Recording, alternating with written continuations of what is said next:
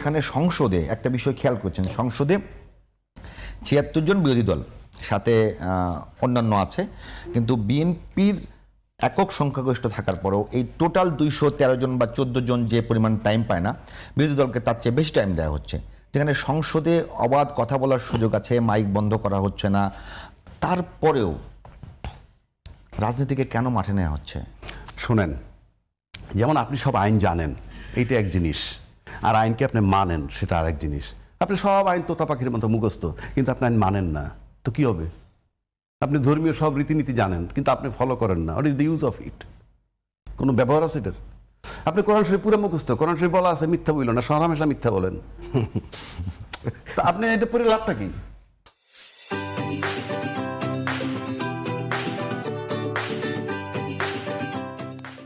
আপনি আইনটা কি? সবাই মিলে যেটা সিদ্ধান্ত নেব যে আমরা এটা করব, সেটাই তো আইন হয়ে যায় নাকি? সবাই মিলে যেটা সিদ্ধান্ত নিব, তো সবাই মিলে সিদ্ধান্ত নিলাম গণভোট করব, করা হইলো, এখন কইতেছেন আইনে নাই। তা আপনি তো ফ্রম ডে ওয়ান ডাউট ঢুকাই দিলেন, তো আমি ডাউট ঢুকছে কিনা খুব স্বাভাবিক। আচ্ছা, ২ নম্বর আসেন, বিএনপি সবচেয়ে নির্যাতিত দল, ১৬ বছর টর্চার্ড হয়েছে। আমি যদি খুব এক্সাম্পল দিই, মরণোত্তর টর্চার যেটা, সেটা হলো জিয়াউর রহমান সাহেবের খেতাব কেড়ে নিতে চাইছিল, জিয়াউর রহমান সাহেবের কবরটা তুলে নিতে চাইছিল, মনে আছে? তাকে রাজাকার বলছিল, তারা রাজাকার। এগুলো কিন্তু সব মরণোত্তর টর্চার। এইরকম টর্চার কেউ করে না। আমরা একটা মোনাফেক মারা গেল নর্মালি বলি আল্লাহ তারে ভেস্ত নসিব করুক, কিন্তু আমরা দেখছি মরণোত্তর জিম ধরে বসেছিল বিএনপি, আমরা রাস্তায় কিছু দেখি নাই।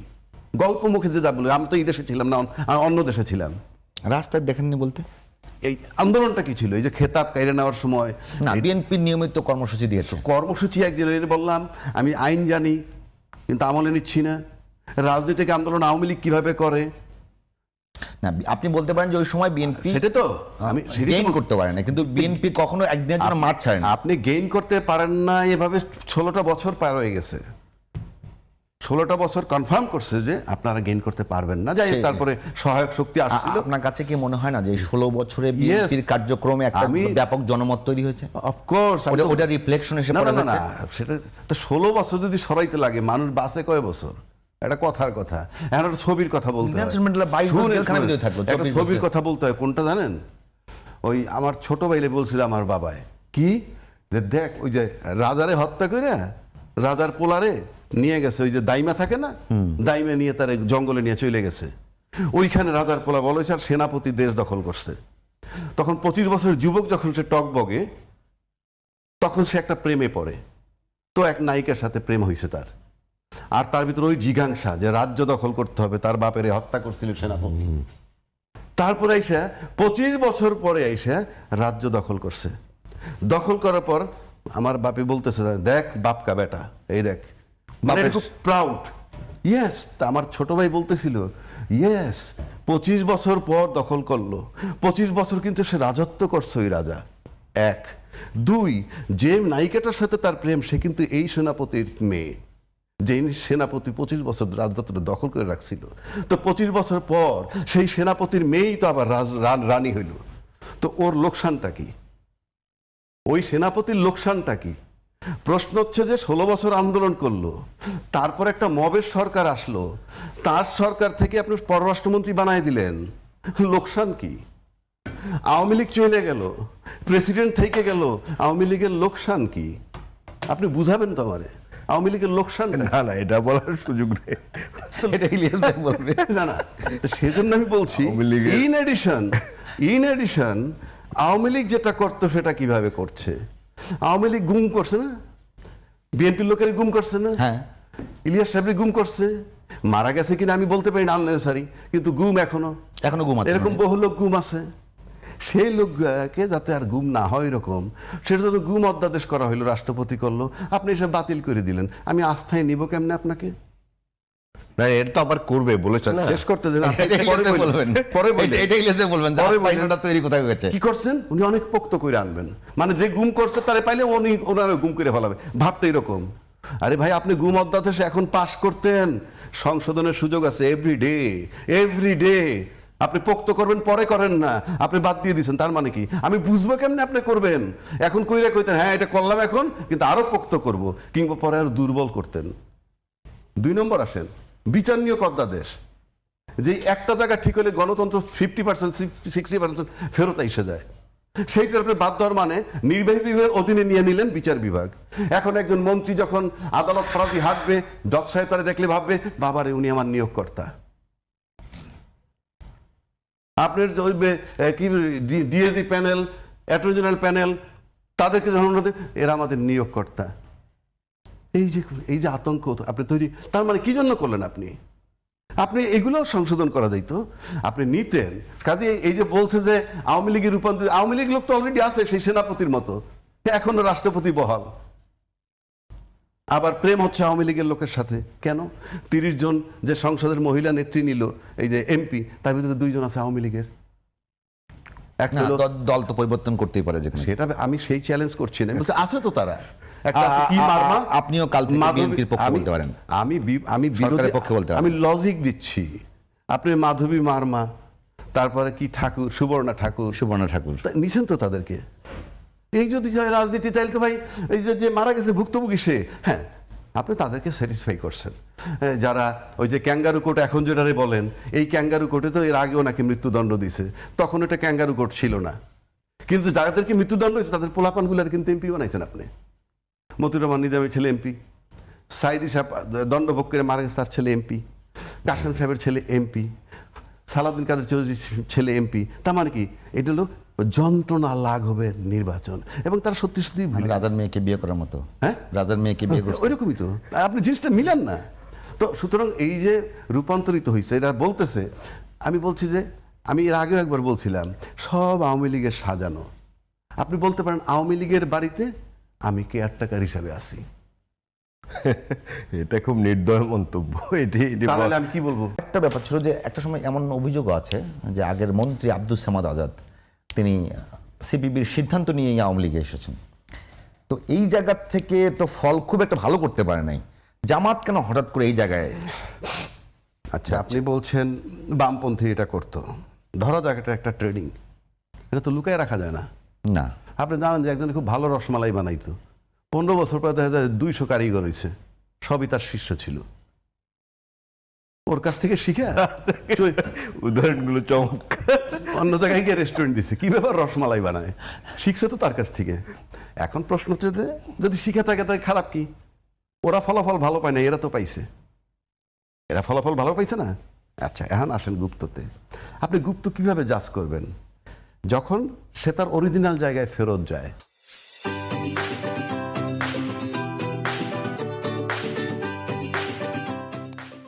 ধরেন একটা অ্যাম্বাসেডর, অন্য দেশের অ্যাম্বাসেডর, সাদিক কায়েম একেবারে নিরপেক্ষ, মানে আন্দোলন করতেছে, আমরা জানি না, হঠাৎ করে আচ্ছা সাদিক কায়েম হঠাৎ করে সে প্রকাশ পেল যে সে শিবিরের সভাপতি, শিবিরের সভাপতি প্রকাশ পাইল। আচ্ছা, তার চেয়ে আরো উৎকৃষ্ট উদাহরণ। এটা কি ভয় তৈরি করে না রাজনৈতিক দলগুলোর ভিতরে? কেন করবে? তাহলে আপনাকে সন্দেহ করবে, ইলিয়াস ভাইকে সন্দেহ করবে, সেই জায়গাটা আমি আসতেছি। কর্নেল অলি সাহেব উনি কি সুপ্ত গুপ্ত জামাত ছিল বিএনপির মধ্যে? না, ওপেন। আখতারুজ্জামান সাহেব না, ওনারা তো জয়েন করেছে, প্রকাশ জয়েন করছে। আমি কেমনে বুঝবো যে সে গুপ্ত ছিল না? নাহলে লাইফের এন্ডিং টাইমে আইসে আপনি আর কি আপনি মনে একটা বুঝতে ভুল করতেছেন। না, আমি বলি আপনি পরিচয় লুকায় রাখছেন, আপনি বিএনপি করেন। আমি 1 মিনিট বুঝতে কথাটা বোঝার চেষ্টা করি। 5 আগস্টের মধ্যে যে কজন সংগঠক, তার মধ্যে সাদিক কায়েম একজন। ওটা তো মানলামই না, তখন পর্যন্ত সে নেই। সে হঠাৎ করে বললো যে আমি আগে থেকেই শিবিরের সভাপতি। হ্যাঁ, তো সে ওলি সাহেব কিংবা আখতারুজ্জামান তো বলে নাই যে আমি আগে থেকে জামাতের লোক। না, সে তো প্রকাশ করছে। সে পরে তো জয়েন করলো। এখন যে দল ছাইরা আরেক দলে আসতে সে কি তার দলটা তাহলে গুপ্ত হিসাবে ছিল? যেমন দল ত্যাগ করেও তাই এমপি হয়েছে, তাহলে কি সে ওইটা সাবস্টেশন ছিল যে আমি এইভাবেই থাকি, সম্ভবত আমি এনতনে যাবো গিয়া? গুপ্তের সঙ্গে তো আপনি মিলাইতে পারবেন না। আপনি তো মিলাইতে পারবেন না, এটা গায়ের জন্য মিলাইলে হবে না তো। আপনি 2 দিন পরে মারা যাবো আমি আমার মনে হয় এখানে একটু বুঝতে ভুল হচ্ছে। না, গুপ্তের সঙ্গে হচ্ছে আমি একই সাথে ছাত্র দলে আছি, সাথে সাথে জামাতের একটা পদে আছি বা শিবিরের একটা পদে আছি। কোথায়? আপনি কি তারা জানতেন? পরে আপনি তো বললেন। উনি বললো, আরেকজনে বলে নাই। একটা মানুষ 2টা সংগঠন যদি করে, না, উনি আপনার কর্নেল কেন গেল জামাতে? এখন সে তো সরাসরি জয়েন করেছে, সরাসরি জয়েন করছে। আর যে আমি আগে এটা ছিলাম, জামাতে যায় না, জামাত জোটে গেছে, জোটে গেছে। জামাতেই গেছে সে। আমি গুপ্তের কথা বলতেছি। আপনি এটা কি রাজনীতিতে বড় ভয় তৈরি করছে? আবার আসেন, গুপ্তর সুফল আছে, কুফলও আছে।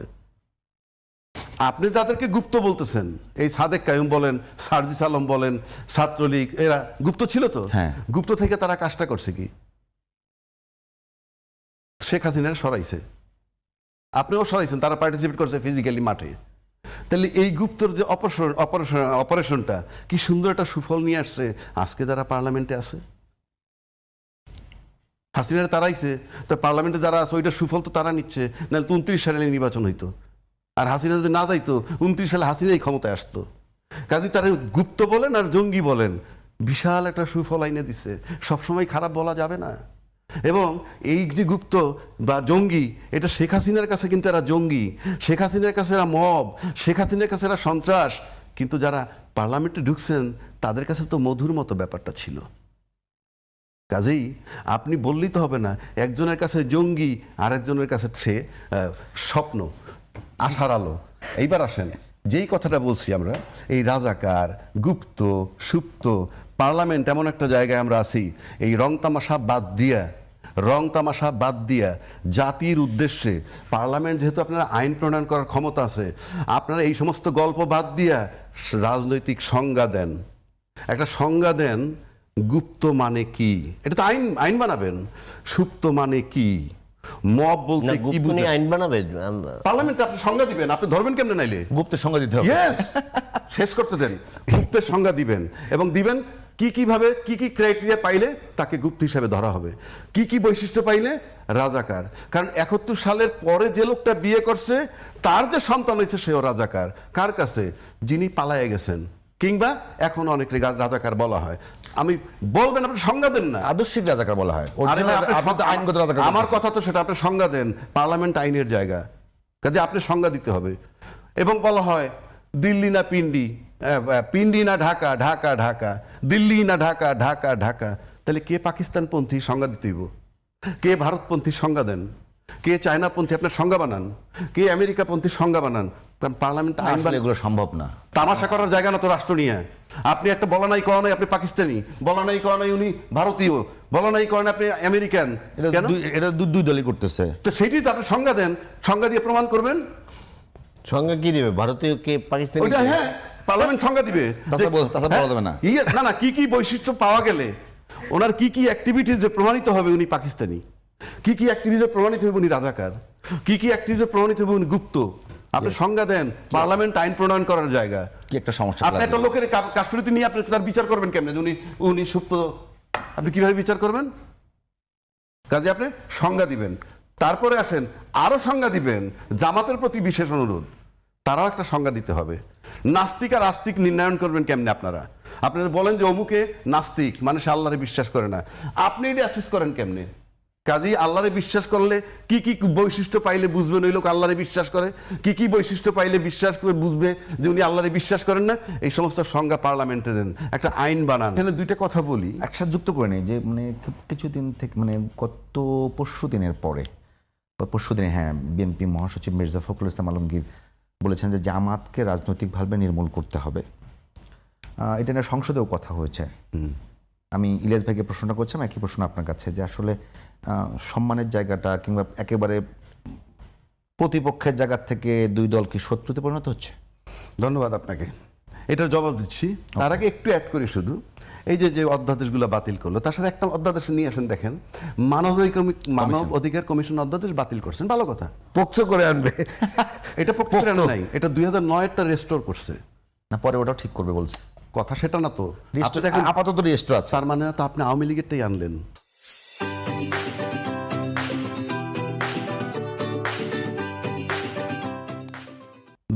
তো আমার বাবা ক্ষমতা ছিল না, আওয়ামী লীগ ছিল না। তো সেই সময় মানবাধিকার কমিশনটা আপনার এত ভালো লাগলো, কারণটা কি? তাহলে আপনি আওয়ামী লীগের ভালো লাগতেছে? সিম্পল তো, লজিক্যাল তো এটা। আপনি আনেন নাই, বাদই দিতেন যে ঠিক আছে পরে পোক্ত করে আনি, আপনি তো এটা নিয়ে আসলেন।